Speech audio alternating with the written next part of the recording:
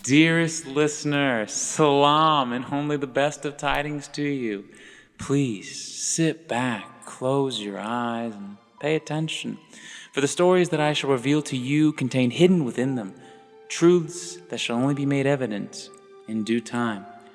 Welcome to Stories in 6. I'm your host, Mr. Storyteller, and tonight's season premiere of the A.F.T.E.R series begins with Dear Mr. Patterson, Part 1. Enough with the pleasantries. Let's get started. Time is a-ticking. Enjoy the show.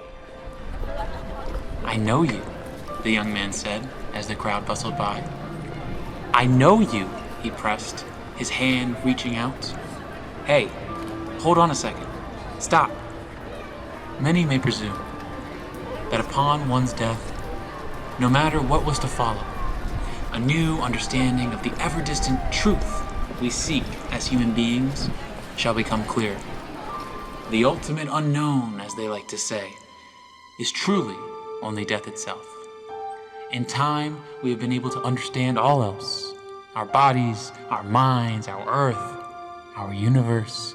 But no, not death. No, it escapes us, and we, the fragile creatures that we are forever unable to escape it. Bound together in an unending, unforgiving cycle of torment and unbearable pain. Surrounded by misery, it is no wonder why the majority of our species chooses to indulge in escape, thinking of anything and everything but the ever-looming, creeping death itself. Using all at their disposal to forget of it, if only for a minute. Drugs, alcohol, love, physical and emotional temptations, anything that can allow us to forget the seemingly pointless world in which we inhabit, and the pain we bring upon ourselves. But once one comes to learn upon their death that this presumption of ever truly understanding the truth is anything but the furthest thing from it, surely, you would say, that would allow for man to put things into perspective.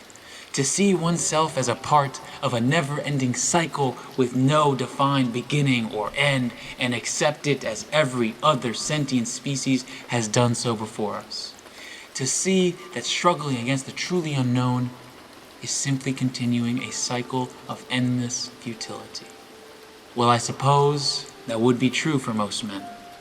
After all, settling for less than what is truly desired has become the latest trend in the growing list of defining humanistic qualities. Except, well, for him. Who, you may ask? Why, Mr. Patterson, of course. The revolutionary, they called him.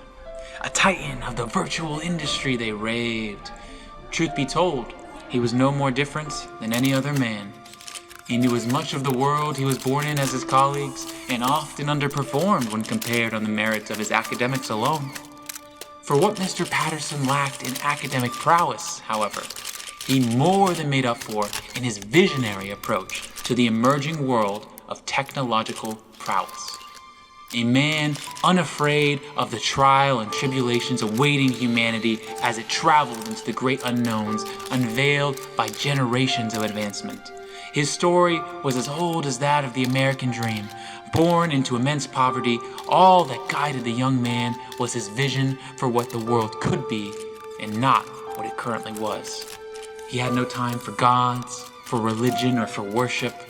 Mr. Patterson devoted himself solely to his mind, to the world that he knew he must create, the experiences he forged for his fellow man. They paved the way for humanity to cast off the shackles of their own morality and become the gods they had once worshipped. And yet, despite his reverence, Mr. Patterson, like all other men before him, had no answer for the day he finally faced his own worst fear, death itself. He was a determined man, however. His fears drove him to extreme lengths, willing to do anything to extend his time upon earth. But alas, despite his immense wealth and status, death was a cruel and relentless mistress. The day of his passing, the entirety of the civilized world joined together in mourning at the loss of their pioneer. Helpless as lost sheep severed from the herd, They returned to the worlds he had created, hoping to discover some hidden clue, something with the potential to show them the way forward. But after a few years, all but the most loyal of his fans had surrendered to the understanding that Mr. Patterson was truly gone from their plane of existence. So then, dearest reader, where has he gone? What has happened to our beloved Mr. Patterson following his passing? What were these worlds that he created and crafted for humanity? Who was Mr. Patterson? I suppose you simply will have to tune in next week for our next episode. Thank you for joining us. And this is Mr. Storyteller, signing off. See you next week.